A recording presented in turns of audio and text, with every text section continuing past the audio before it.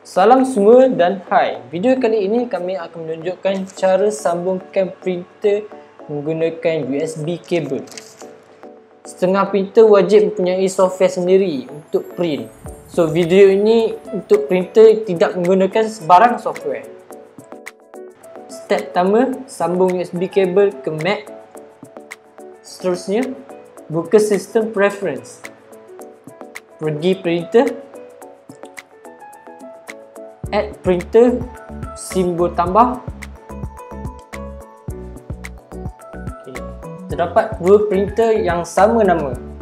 So, saya kata kita menggunakan USB untuk menyambungkan printer. So, kita pilih kind USB. Tekan butang add.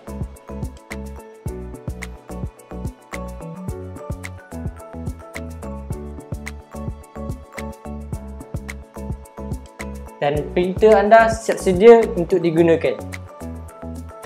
Seterusnya, bagaimana print di Mac? First kali kita buka file kita yang nak print tu. Kita tekan file dekat navbar, tekan print, tekan print sekali lagi.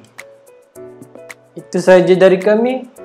Jangan lupa like, share, subscribe ke channel MacNote dan tekan butang lonceng untuk video akan datang. Semoga berjumpa lagi. Terima kasih kerana menonton.